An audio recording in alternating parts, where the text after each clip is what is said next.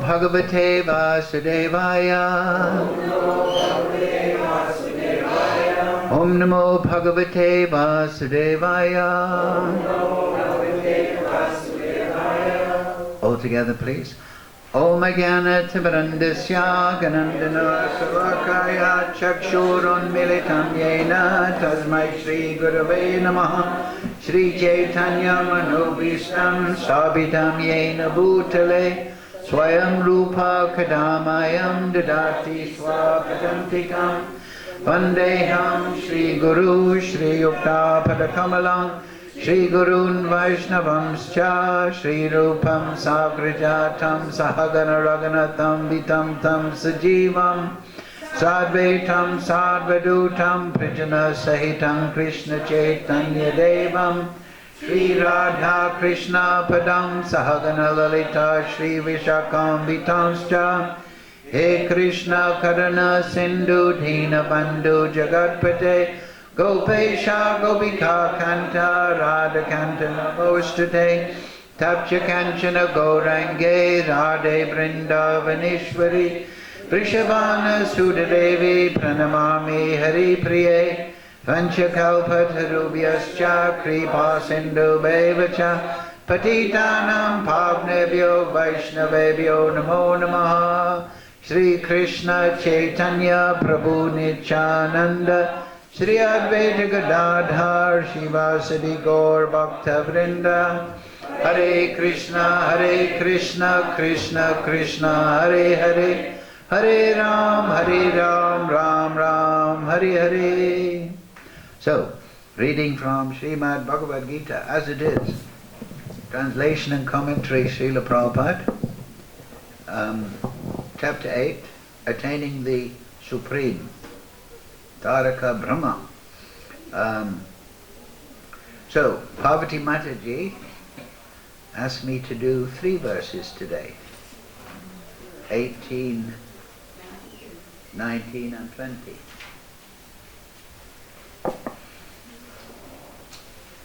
So what we'll do is, we'll do 1 line at a time, and then I'll chant all 3, and then each devotee can chant 1 sloka. Okay? So, please repeat. Avyaktad vyaktya savaha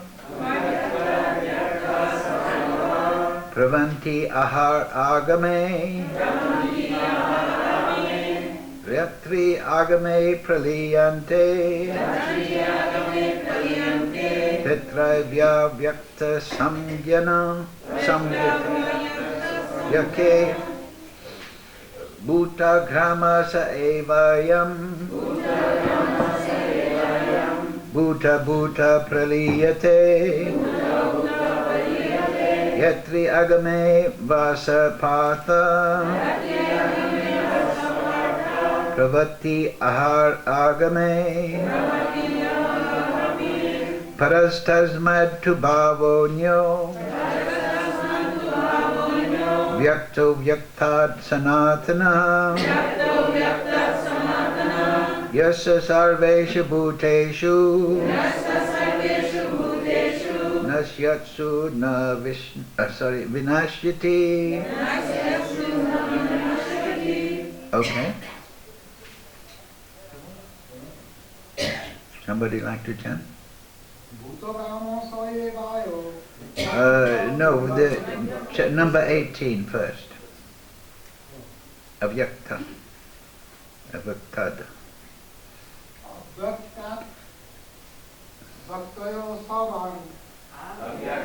Vajji sarvaha pravanti aha agame ratri agame praliyante tatra vyaktat samjane. Okay, never mind. Okay, bhutagrama saevayam. Go ahead. Bhuta bhutva praliyate. Ratri Yatri agame vasapata pravatti aha agame parastadmatu bhavadnyo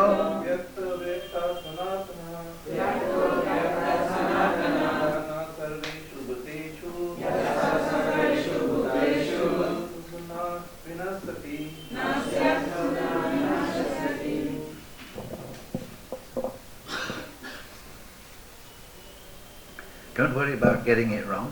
Practice makes perfect. Some other brave soul.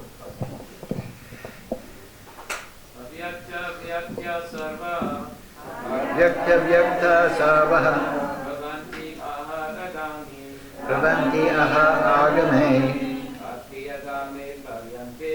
ratri agame praliyante tatra vyakta samjane Bhutagrama saevayam Bhutva bhutva praliyate Atriyagame vasahata Pravati ahagame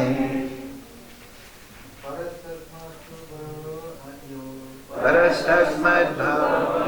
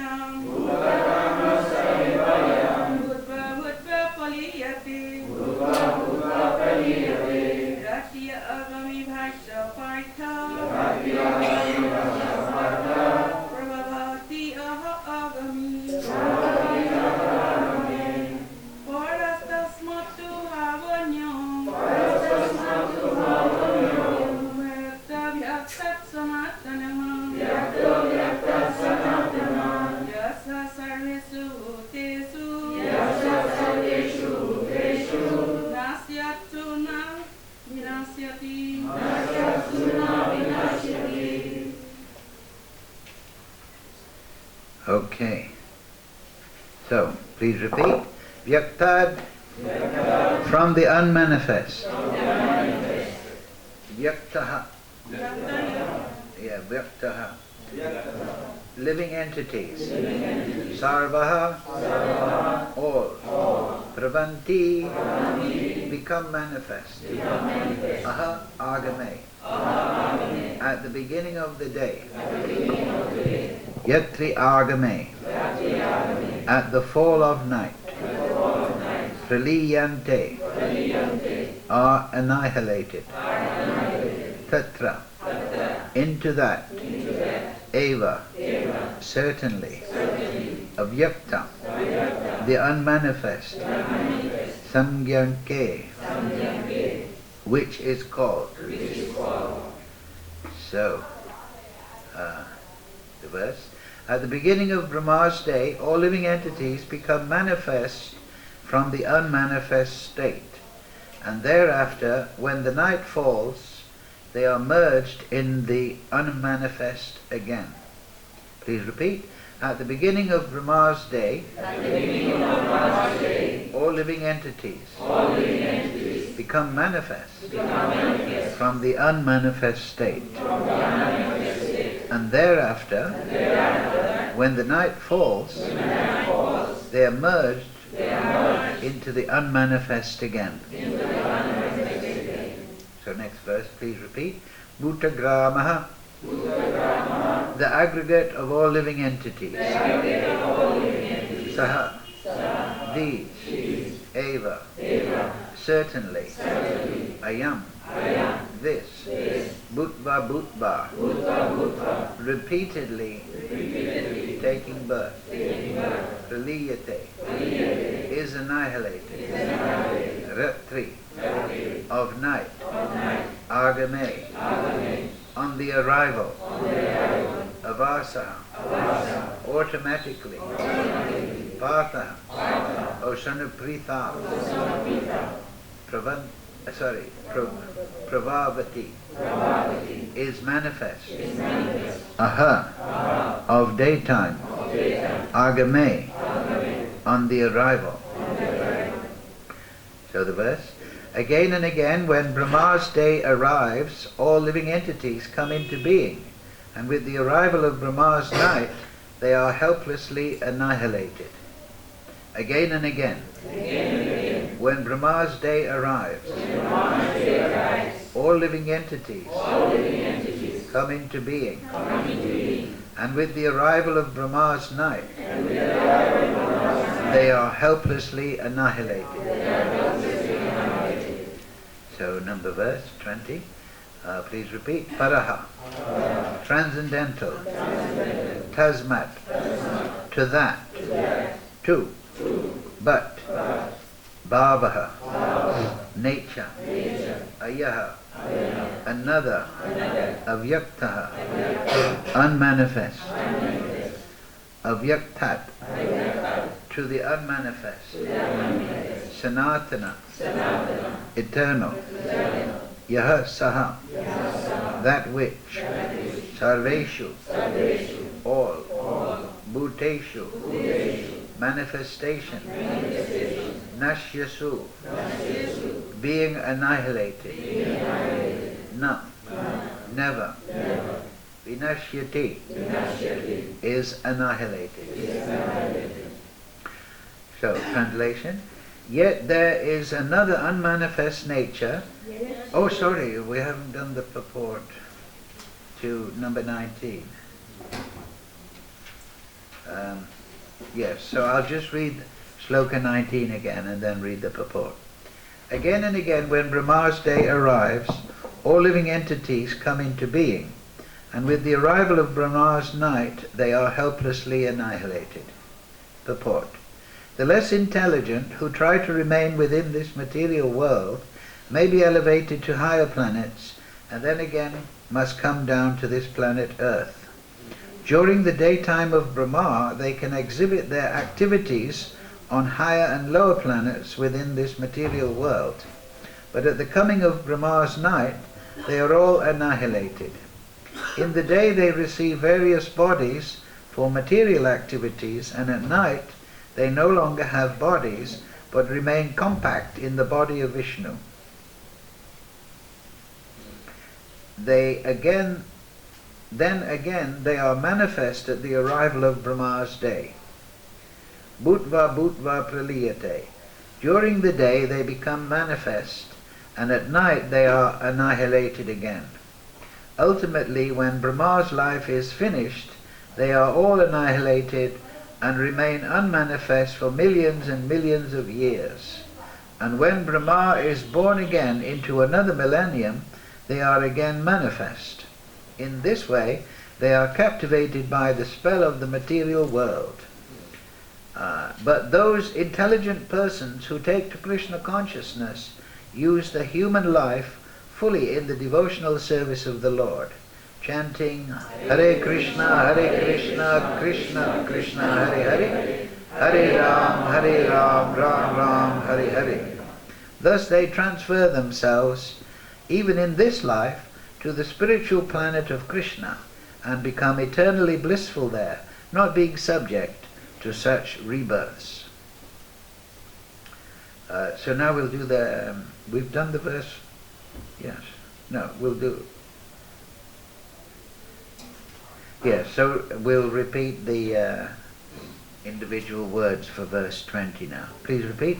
Paraha, transcendental, tasmat, to that, to, but, bhuvaha, nature, anyaha, another, avyakta, unmanifest, avyaktat, to the unmanifest, Sanatana, eternal, Yaha Saha, that which, Sarveshu, all, Bhuteshu, manifestation,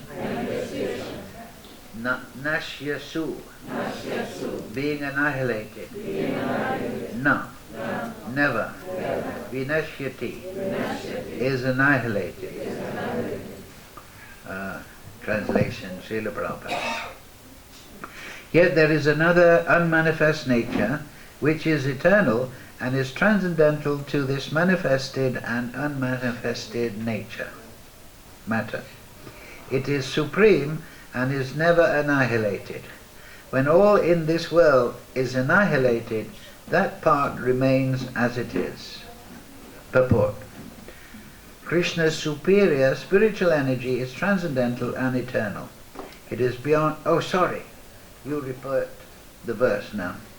Yet there is another unmanifest nature,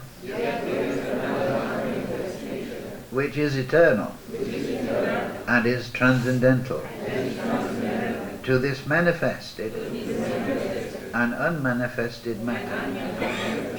It is supreme and is never annihilated. When all this world is annihilated, that part remains as it is. Purport, Srila Prabhupada. Krishna's superior spiritual energy is transcendental and eternal. It is beyond all the changes of material nature, which is manifest and annihilated during the days and nights of Brahma. Krishna's superior energy is completely opposite in quality to material nature. Superior and inferior nature are explained in the 7th chapter. So, Vakam karochi vachalam pangam laite girim yatri patamaham bande Sri Gurun dinatarinam avyakta vyakta savaha pravanti aha agame yatri agame praliyante tatraiva vyakta sangyanke bhutva grama sa evayam bhutva praliyate yatri agame vasaha patha pravati ahar agame parastas matu bhavo nyo vyakto vyaktat sanatanaha yat sarveshu bhuteshu nashyatsu na vinashyati. At the beginning of Brahma's day, all living entities become manifest from the unmanifest state, and thereafter, when the night falls, they are merged into the unmanifest again.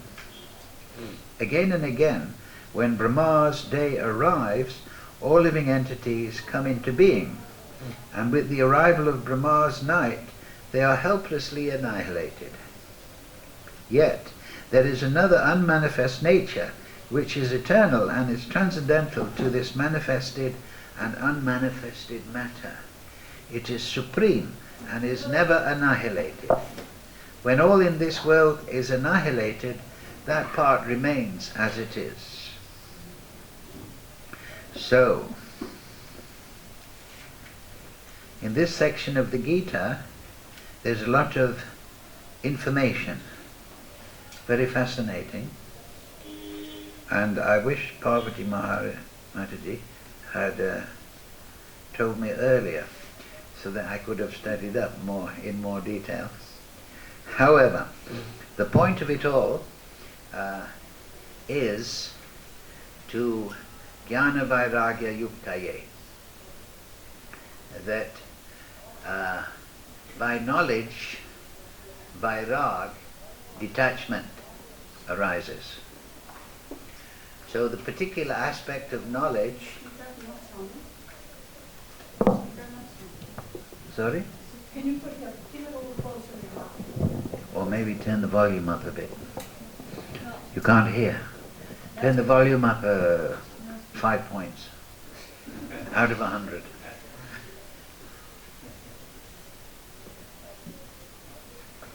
Can you hear now?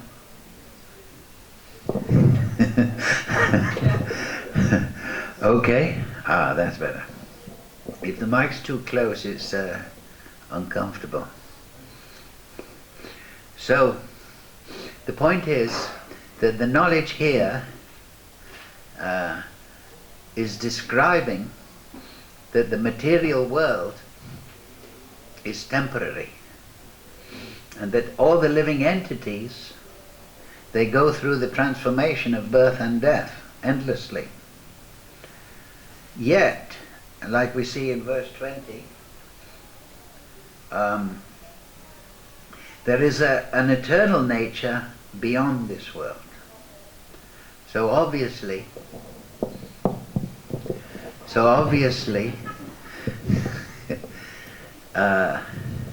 anybody with reasonable intelligence, even average intelligence, will consider that's a better place. And not only that, Krishna describes it, right, very nicely. It's eternal and transcendental. So earlier on, yes, in verse 16, this material world has been condemned. Abrahma bhuvana loka purnar avachanarjuna mamopechya chakunteya purnar janma navijate. From the highest planet in the material world down to the lowest, all are places of misery. So the highest planet means including Lord Brahma, which is the highest planet. Wherein repeated birth and death, this is the point. Birth and death is not comfortable. Take place. But one who attains my abode, O son of Kunti, never takes birth again. So again the contrast is here. And if you remember earlier, there was that verse, yam yam vapi smaram bhavam tat eva kalevaram, right? That whatever you remember at the time of death, that will define your destination. You will go to that place, and you will go to that body. If you're thinking very affectionately about your dog, and you haven't behaved nicely, then there's a pretty good chance it'll all boil down to taking birth as a dog. If you're thinking as your wife, and how wonderful she is, you may take birth as your woman, as a woman. And if a lady is thinking about the husband and how terrible he is, then she may take birth as a terrible man.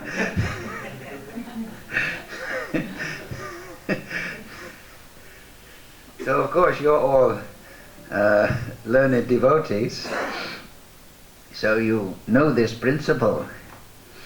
But this knowledge is very esoteric, but very, very important. So it should be given to the world. However, just in contrast to that yam yam vapi smaram bhavam, whatever you think about, there will be your destination. Krishna also says, in contrast there, because that one is based on consciousness, whatever you're thinking of, what you're attached to. After attaining me, the great souls, who are yogis in devotion, they never return to this temporary world, which is full of miseries, because they have attained the highest perfection. So, according to consciousness, you can remain in the birth and death, from the point of view of Arjuna, representing us conditioned souls. And then you can also go to the spiritual world. So somebody may say, well, okay, but I fancy staying here instead of going to the spiritual world. But then Krishna deals with that attitude next. He says, don't stay here, because it's a place of birth and death, from the highest planet down to the lowest. Rather go to the spiritual world and live eternally. And then the next point is that spiritual world is eternal. and you never take return. Huh? You never return to this world. But then, another layer on that, so that's dealing with consciousness and the individual, and then Krishna, you can see, he's explaining here that actually not only the people are in the cycle of birth and death, but in one sense, the universe below Brahmaloka is also in the cycle of birth and death. Right?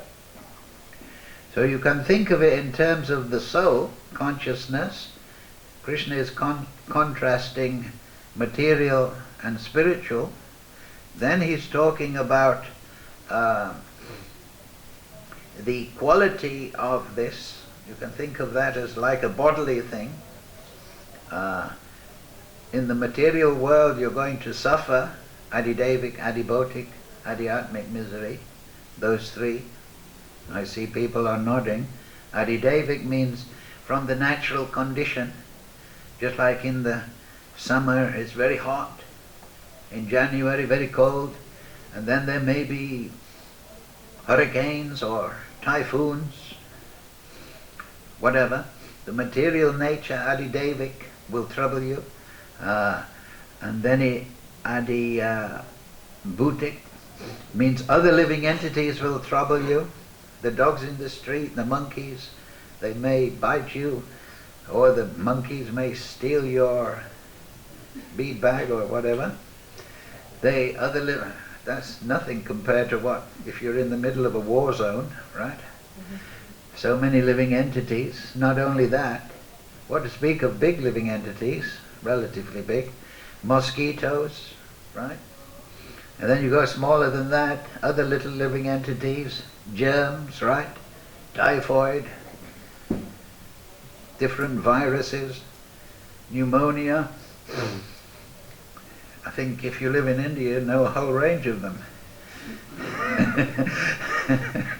Malaria, whatever. So other living entities, big or small. And they may even not just trouble your body, they may trouble your mind. You know, they may insult you, speak badly of you, tell lies about you, whatever, enviously trying to disturb you. And then your own self, adidevic, adhyatmic, it means from your own self. So Atma, in the Vedas, is given in a different, is a very general term, but it's very specific. Atma means your environment, like your house is sometimes termed as your Atma, then your body, then your mind, and then your soul. You may trouble yourself in so many ways. So, troubles spiritually from your consciousness, anxiety, your mind, psychosis, right? Schizophrenia, so many troubles may come, depression, and then the body. You may be driving a motorbike. I was just coming actually on the bicycle, and there was a bit of a kerfuffle in the street. You know, one of these tanky wallahs? They have 50 kilos of death-defying whatever. Somebody had knocked him off his bike, an auto wallah. So that's a mixture of adhyatmic and adidevic. Let the police, and the bottles were all over the street, and the two drivers were having a calm conversation. Do you believe that? So they were discussing who was right and wrong. So anyway, all these troubles will assail you, right? Therefore, I always remember, I've mentioned it in classes before, that utopia, Prabhupada in one letter, I always remember what he said. He said, don't ever look for utopia. in this world.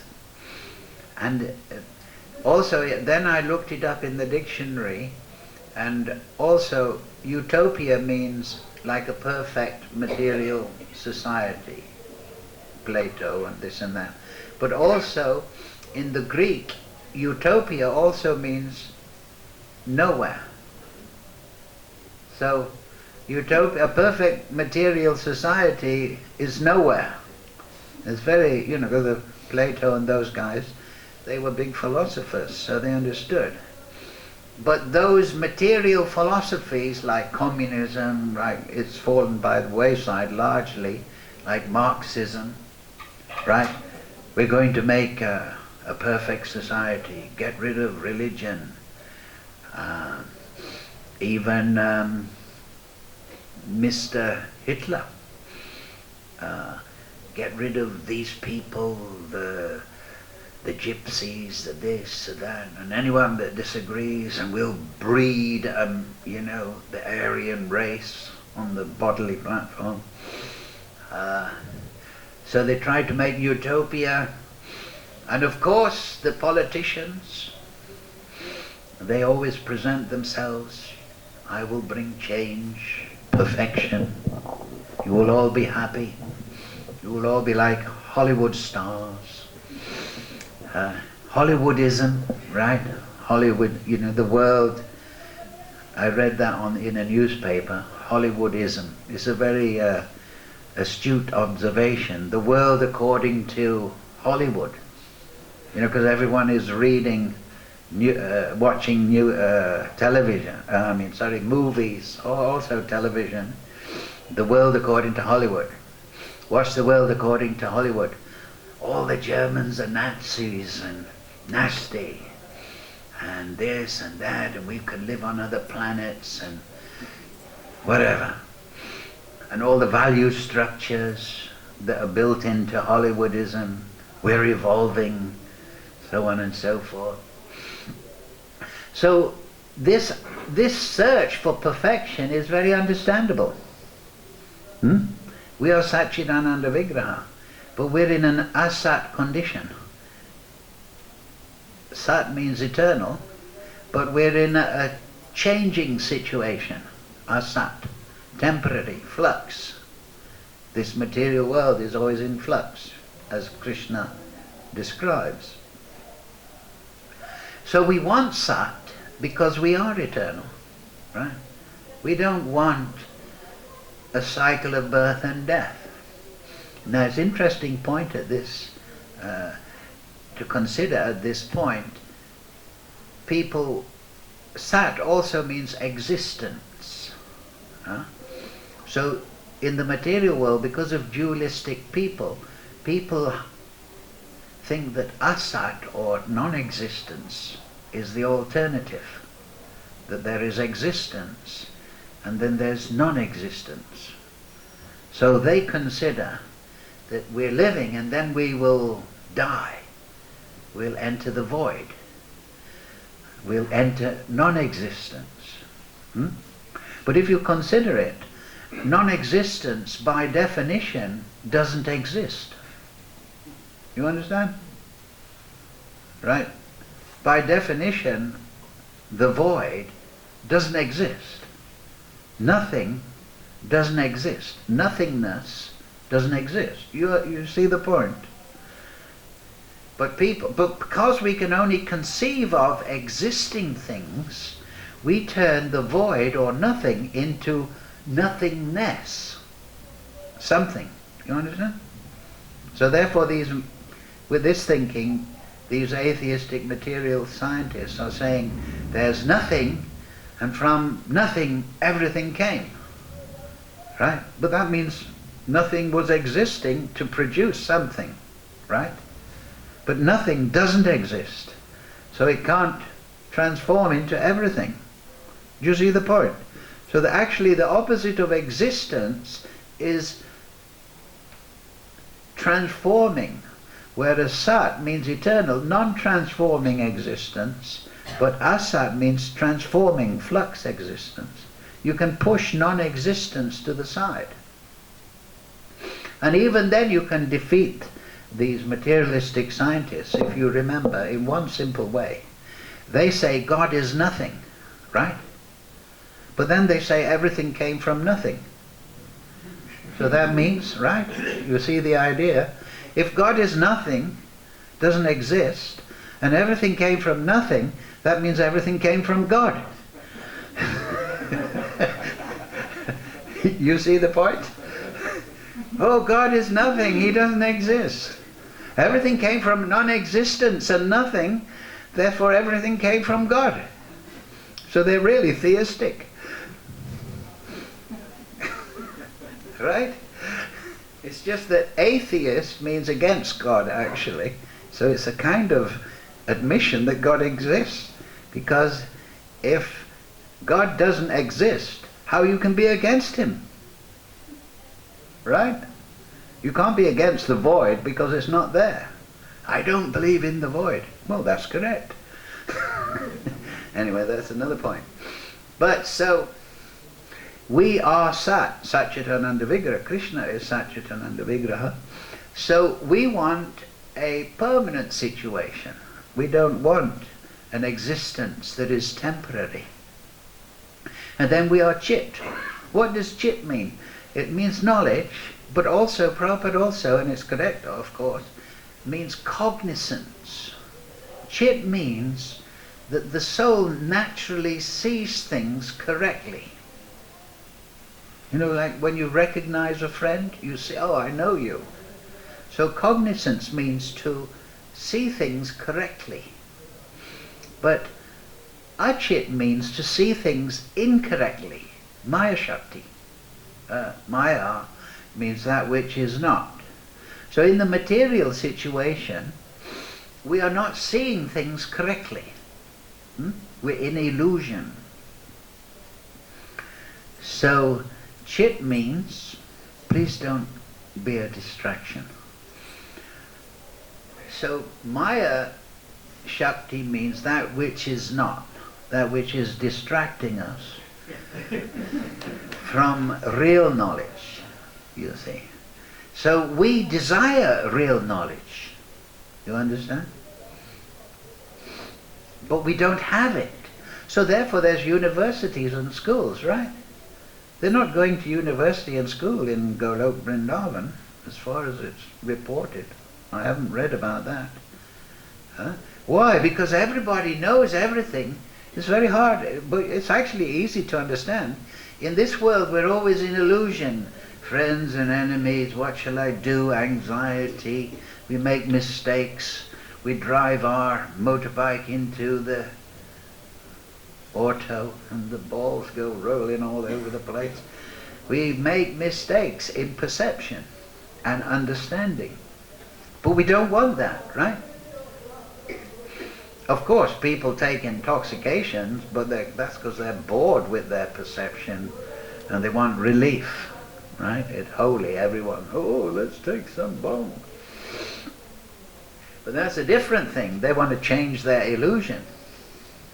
And then Satchidananda Vigraha Anand means that we are naturally taster of ras. And we get anand, right?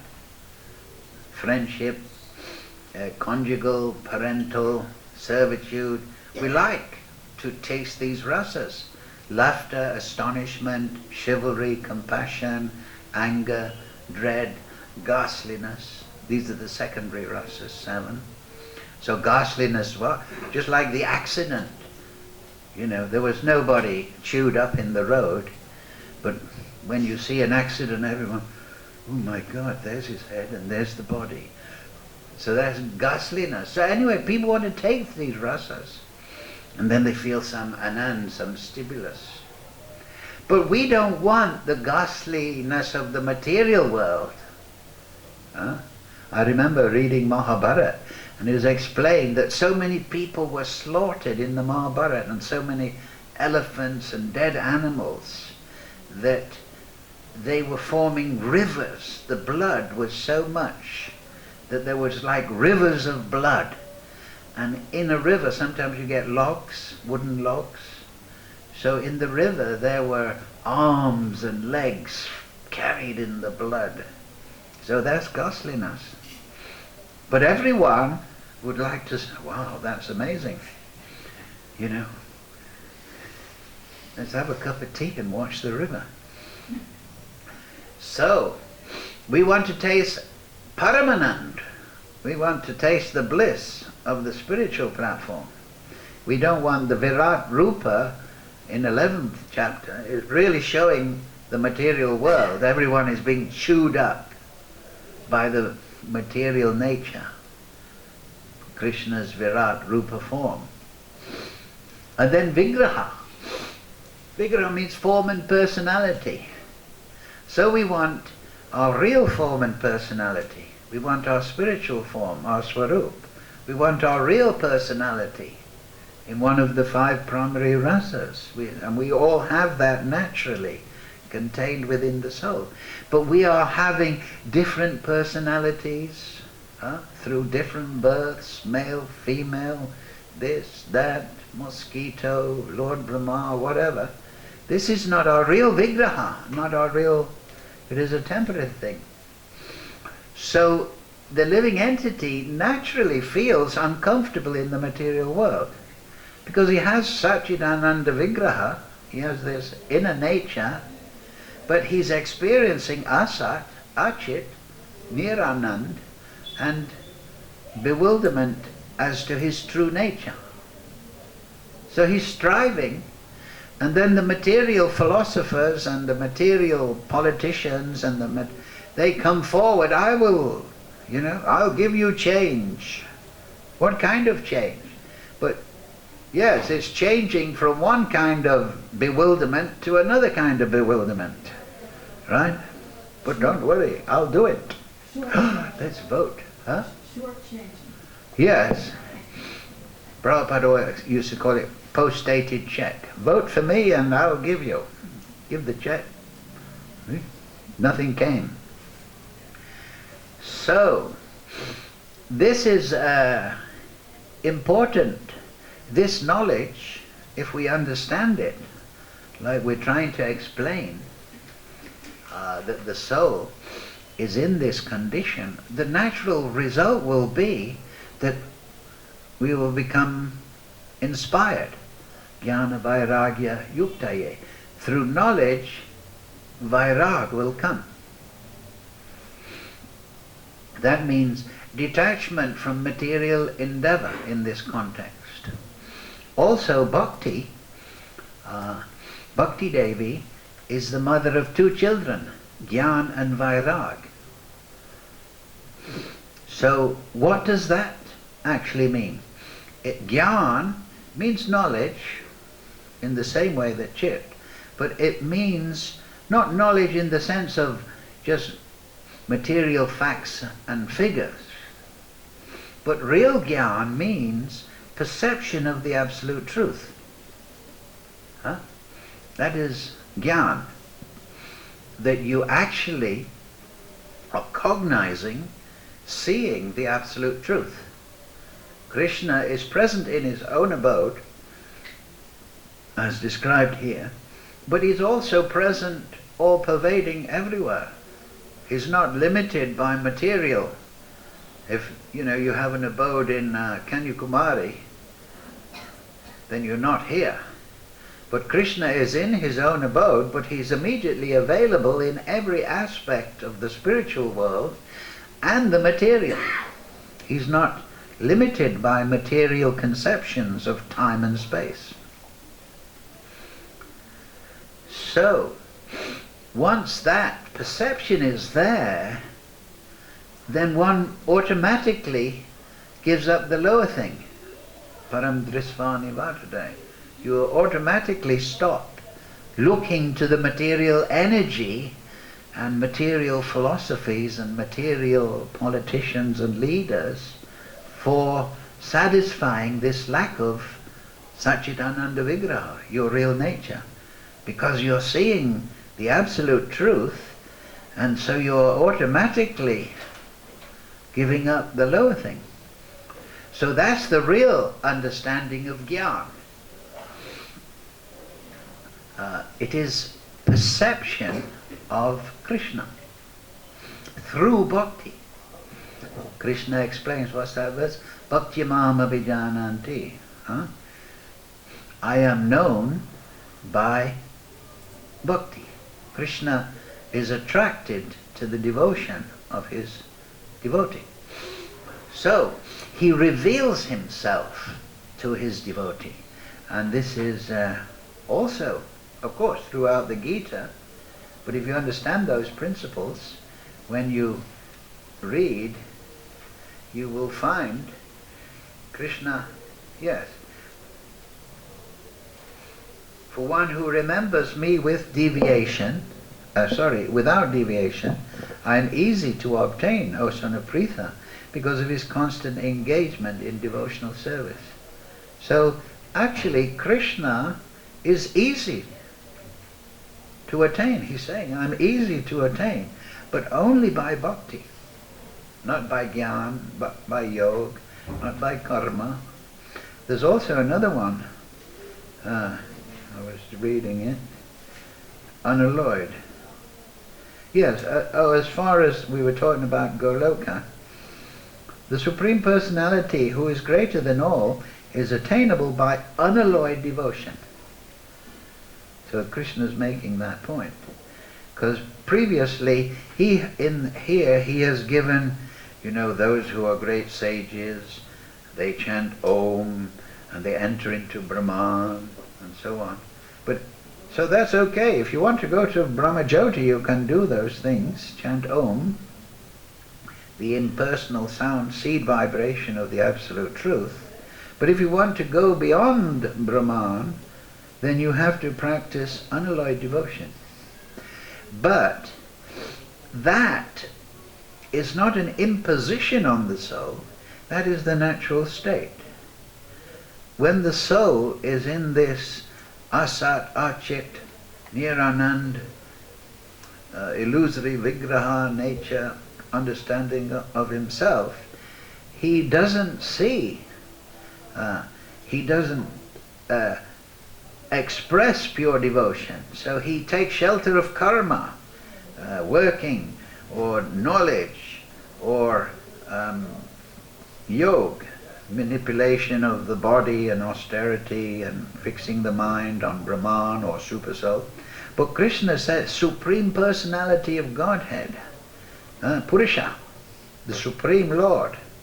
Because ultimately, we should understand Paramatma is present in the material world, not the spiritual world. People are directly seeing Krishna. There's no need of Paramatma. Paramatma is supervising the material energy and all of this that is described in today's verses. So he's unalloyed devotion. So you might think, how can I practice that? Well, actually, you practice it in the period of sadhana, but you're actually going to manifest what's already there, your natural condition, Satchit Ananda Vigraha. It's not the natural condition to be motivated by karma, some material fruit for my labor, jnana, achieving some knowledge of spiritual matters or impersonal transcendence, or even the Supreme Lord. Some people study Bhagavatam and it's called Gyan Mishra Bhakti. They want to know about Krishna, they're curious, but they're not actually motivated so much to serve Krishna for his pleasure, yaji, madhyaji, but they want to know about things. So that's okay, they're on that level, they're approaching Krishna. Just like the karmi, he may be thinking, oh yes, Krishna Supreme Lord, so if I give a garland and I give a tulsi and I perform Kartik Vrat, then I'll go to... So they want some fruit from their bhakti. So that's Gyan Mishra Bhakti. And then Ashtanga Yogi wants, okay, I don't want to enjoy in the material plane like in the gross bhuloka. I want to have siddhis and powers. I want to go up to Brahmaloka, and I want to go to Mahaloka and Jnanaloka and Tapaloka. and I want to be able to develop powers and enjoy on a much higher level. So Ashtanga yogi. So I'm going to worship Krishna with a view to that. So that is very similar to the karmi. The karmi wants to enjoy sensuality. So therefore Bhakti Vinod, he puts Ashtanga yoga into karma kanda. He says that's another form, a more subtle form of karma. They want to perform austerities, manipulate the life, as meditate on Paramatma, Upadrishta, Anumanta. That is the description of Paramatma. Upadrishta means one who is overseer, Upadrishta, who sees from above. His perspective is all-inclusive. If you're on the top of a building, you can see everything around you. So Krishna, from his perspective, sees everything. He's all-pervading. Then Anumanta means permitter. If you want to do something, you have to be permitted to do it by Krishna, by Paramatma. Even if you want to do very sinful things like rob a bank, right, or start a war, ultimately it's permitted by Krishna. Of course the materialists, they report there's going to be a war about China and India and America and Russia and Iran is this, and everyone, oh my God, what's happening? But ultimately the devotee thinks, no, everything is under Paramatma.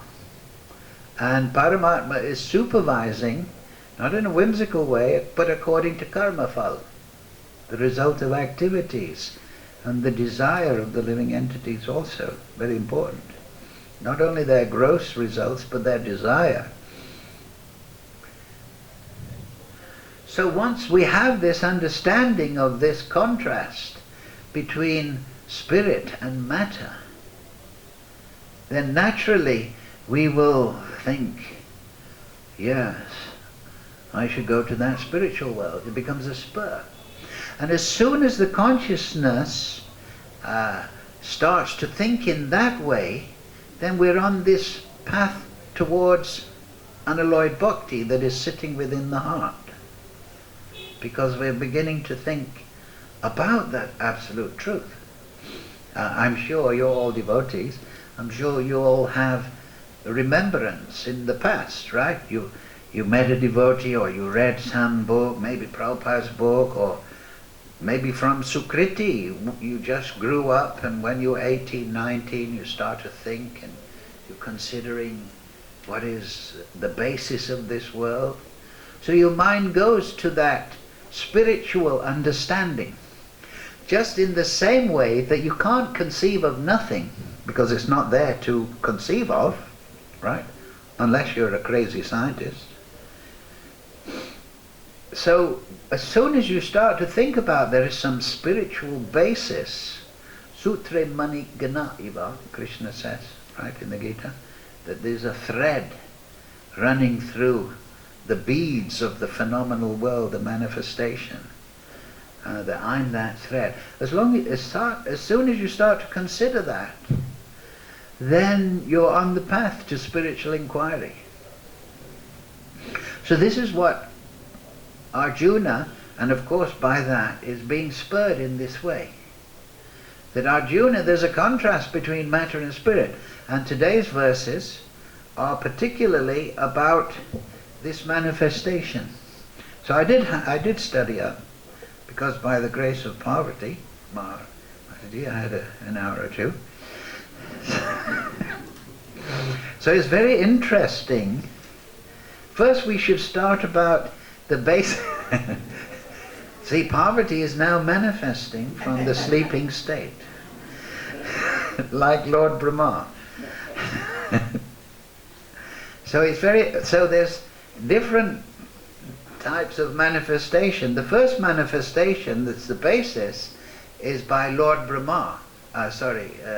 Lord from Mahavishnu, right? When Mahavishnu exhales, the universe is manifest, and we've described this in detail about a couple of classes and one in the Bhagavatam, about how all the different elements of the material creation manifest. And then when he inhales, they all re-enter his body. Because he's in Yoga Nidra. I explained how Yoga Nidra is transcendental, but he's in a lower state of consciousness. Just like when we are sleeping, we're in a lower state of consciousness to our wakefulness. So that's his transcendental Leela. And the Pradhan is exuded by him. So all the universes float in the Pradhan, just in the same way fishes are floating in the ocean. So unlimited universes. One example is given that just like a mustard seed, if you had a huge bag of mustard seeds, there's more universes than that bag will contain. So, right? Even you buy 150 grams of mustard seed, it would take you a week to count them all. Right? Maybe more. So you can imagine a huge, how many universes, how the Pradhan, and this is just 1/4. And of course, 3/4 spiritual. But these are estimates, because ultimately spiritual is unlimited. Like I say, sometimes when we're young men, you may remember, or a young lady, you look at the stars at night. Of course now you can hardly see the stars, the world's so polluted. And you think, where does this come to an end? Well, actually unlimited means it doesn't come to an end. But we, because of this achit pollution of our consciousness, we think in this dualistic way, as I explained before. So we think that we can attain some perfection in the material world. That's our impetus from our spiritual nature. But the actual only perfection is in that transcendental abode. And then, that's the meaning of Lord Chaitanya's philosophy, Achintya Beda Bed. The other Acharya, Nimbaka Acharya, is a Beda Bed. But Lord Chaitanya's special progression of presentation of Vedic knowledge is Achintya. Achintya is inconceivable. But it doesn't mean to say you never conceive it. It means inconceivable to the material mind. The material mind, we think in time, we think of eternality as a long time, going back and forward. But eternality, Sat, means actually time without the overlay of past, present and future. You understand? It's very hard to understand that, right? What's that verse in the Brahma Samhita? Sriya Kanta Kanta Parama Purusha Kaltaravo, that the time is noticeable by its absence in the spiritual world. So time is absent, but there is activity. So the conception of activity and time, that is completely different in the spiritual world. So achintya means you can't conceive of that through a material mind.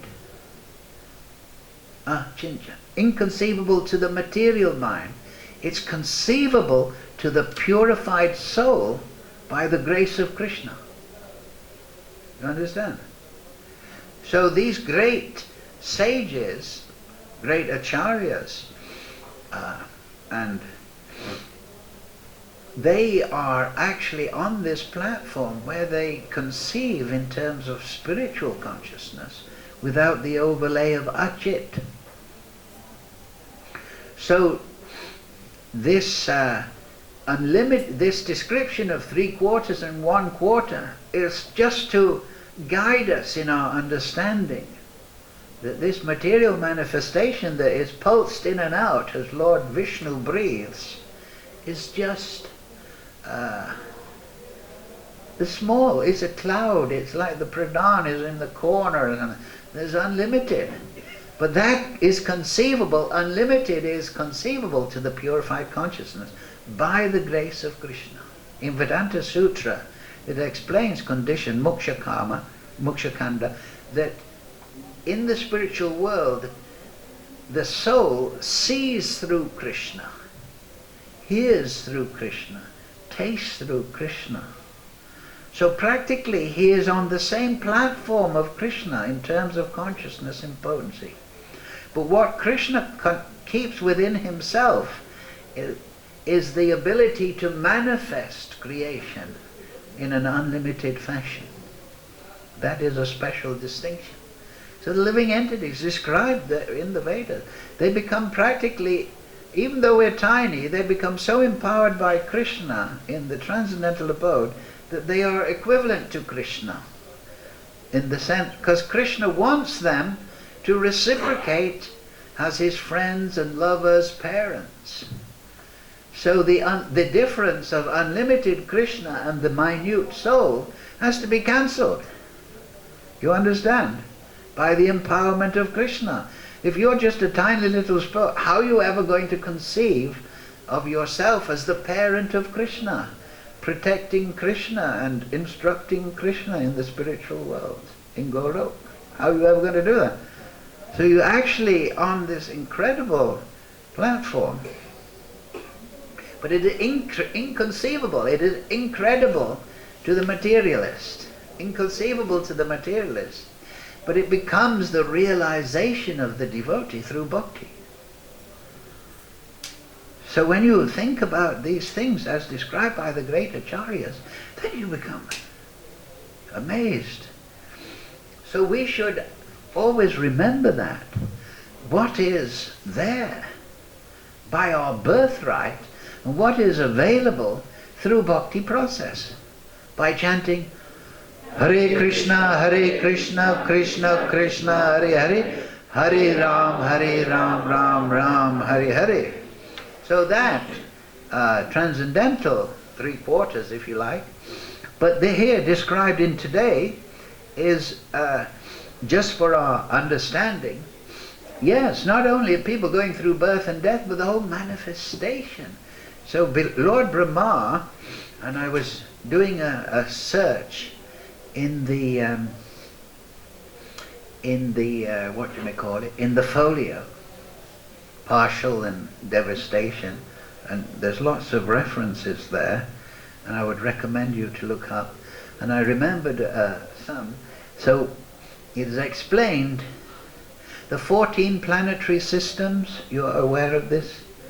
The lower, middle, and upper planetary system. So we're in the middle. It's called Bhuloka. And below, one nice Mataji made this, below us is Atala, Vitala, Bhutala, Talatala, Mahatala, Rasatala, Patala. Then Prithviloka, and then the hellish planets. Prithviloka is the forefathers. So you can get all the details of this in the Bhagavatam. Actually, 5th canto, we're in that section. So Bhuloka is explained nicely by Bhaktivinoda Thakur in Jivadharma. This is the most gross plane. Bhuloka, loka means like, I think the English word location must have come from loka. It is the middle, it's like, you think of it like a frisbee, you know, like a saucer. And then going down, it becomes progressively more fine. You know, they don't get arthritis and backache, you know, down in the lower, and it becomes more and more fine. And then above Bhuloka it becomes more and more fine, going up to Brahmaloka. Don't think that Lord Brahma, of course you're all learned, has a gross material body. His body, one example I remember is that just like you have intelligence in your body, so Lord Brahma is the intelligence of the universe, if you consider the universe as one body. So above this Bhuloka, and there's many different sections of this earthly middle plane, going down to subterranean planets. Atala is the first one, and Bilvasagara, the underground heavenly planets. Bilvasagara is described that is, they enjoy more than Swargaloka. It's like, say you're a philanthropic atheist, and you open hospitals and help people. There's many people like that, right? They make big stash of cash from making computers, billions of dollars or something. And so they give a lot of charity, but they don't believe in God. They're humanists. So they go to a place where they enjoy the fruit of that, but there's no talk about God. In Swargaloka it's different. So also interesting at this, if you talk about this Buloka, I've done a little research on the internet, and now because everyone has cameras, there's thousands, literally thousands of people who are, and there's investigators who are dedicated. There's one group in Mexico City, and they're called the Vigilantes, because in Mexico they have a lot of these UFOs. And I downloaded from internet this program. The amazing things are seen in the sky. So I believe, but I haven't actually contacted directly. Well, Prabhupada said all this planetary system, these people are coming up, UFOs. It's even mentioned in third canto.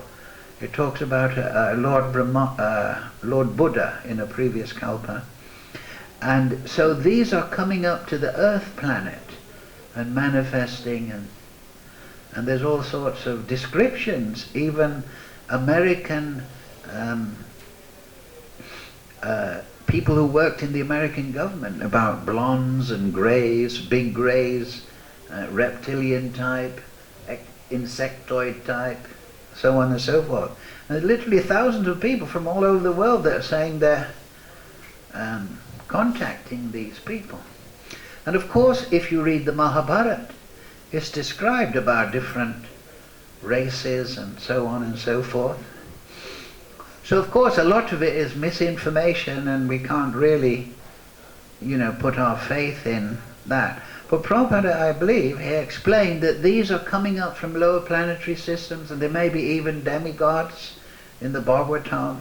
So but the researchers, they have no paradigm to fit all this in. But if you study fifth canto and extend that over to Garuda Puran and the Mahabharata,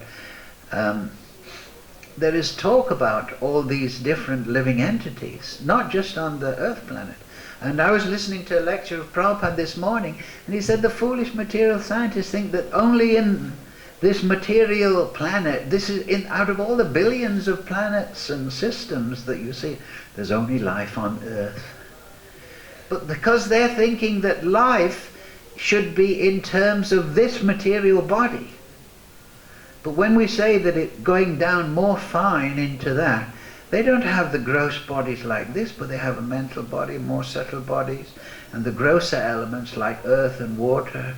Just like if you're living on the sun planet, you have a fire body. And the soul can live in the fire body. The soul is not burnt. Huh? You know that?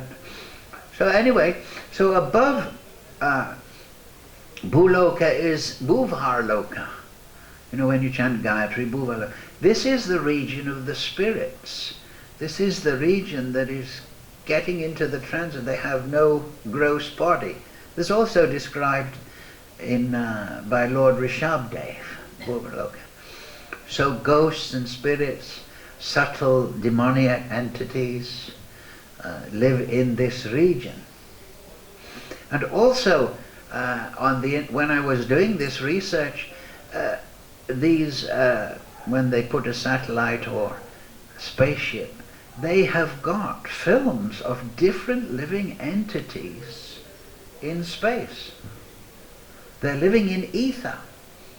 And they had a code word that they would radio down. They would call them another Santa Claus to the left of our, little spacecraft going around the Earth. But that was the code word. And they have filming of them. And they kind of wriggle through the ether. So above Bhuloka is Bhuvarloka, all these subtle entities. And then you go above that, Om Bhur Bhuva Swaha. Then you go up to, let me see. Yeah, you go up to the region above that where Siddhas, those people that are born with all these mystic powers naturally, and the yogis on earth, they may want to take birth upon them.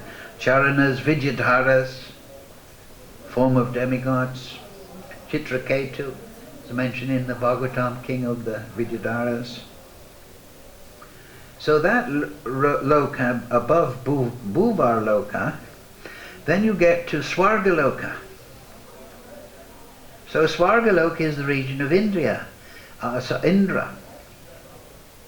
And that's the heavenly planets there, the Apsaras, Vidyadharas, and all these other living entities above the Rakshasa and ghosts and spirits level. They also can, according to their karma fal, can enjoy in Swargaloka. But there is a destruction. So Lord Brahma, he lives for one day is 100 days and yuga cycles.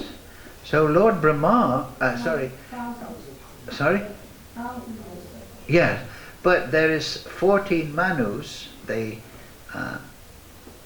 govern the lower section, the earthly section, for 71 cycles, or 72 to make up 1,000. So when there's a change of Manvantara, there's also a partial devastation here, at this level. But it doesn't come up to Swargaloka. Now, but then above Swargaloka, which is where you, if you're a pious materialist, you go up there and you, there's no time clock and no disease. You're enjoying with the Apsaras and the Vidyadharas, and there's all sorts of delights. But it's in a more subtle form. Just like if you go to hell, you suffer in a subtle body, mental body. So then above Swargaloka, you go to Mahaloka, Jnanaloka, Tapaloka. So when Lord Brahma goes to sleep after 1,000 cycles, which is one day, it's described here, then everything up to Mahalok, Jnanalok, Tapalok, I was reading it just an hour or two ago in the folio, Mahalok, Jnanalok, Tapalok, and if you look in the Bhagavatam you can get description of all these regions, these lokas, these locations. They are not wound up, but everything below them, Swargaloka, is dissolved. Huh? People want to pay $200 million for the Mona Lisa, but eventually it's going to go. And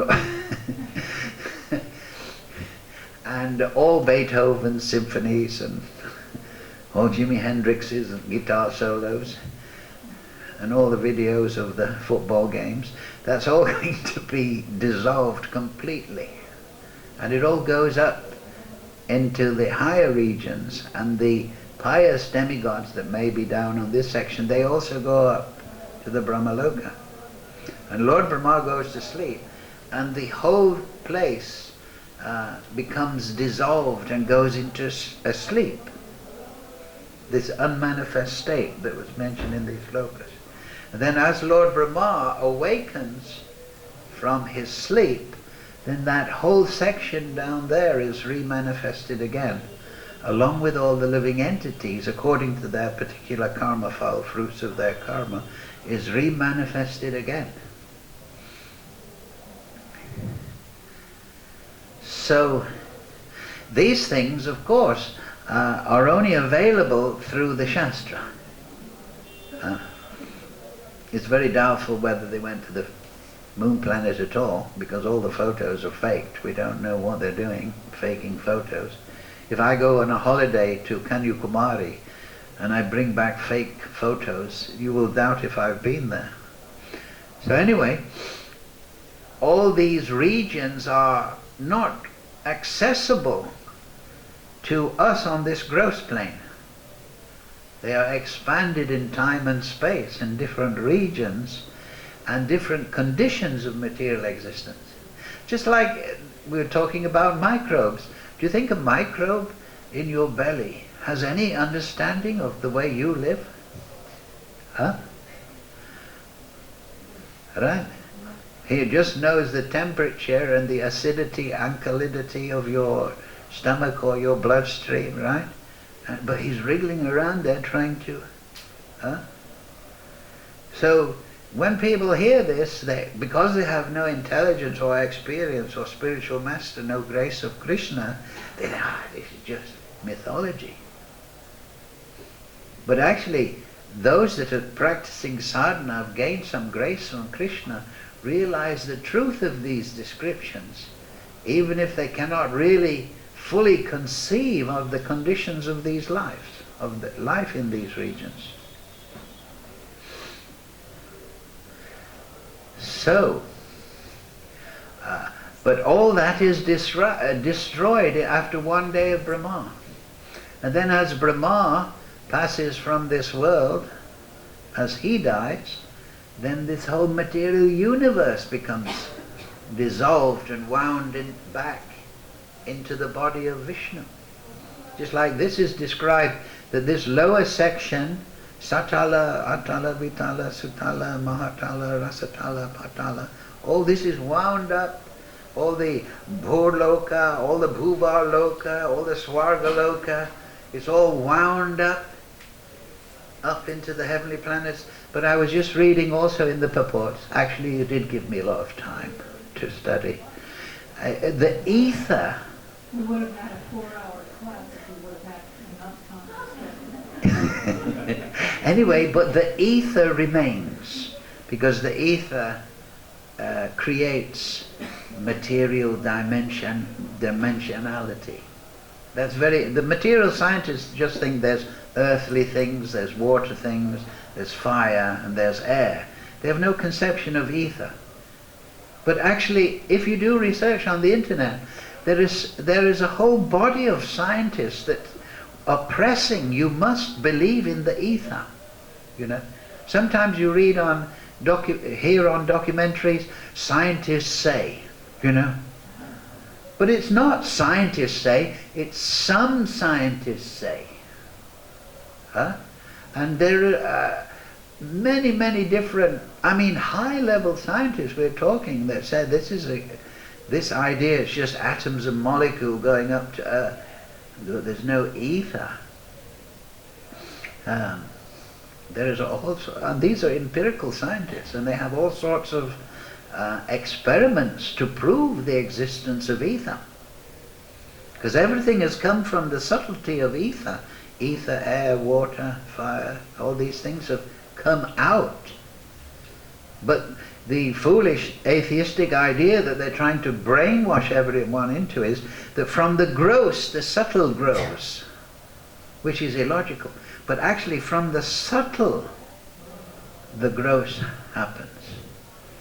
Just like if you sing a musical note, a good opera singer can have an effect on the external gross world by the vibration. So the subtle elements are actually more potent than the gross. Like fire is more potent than wood.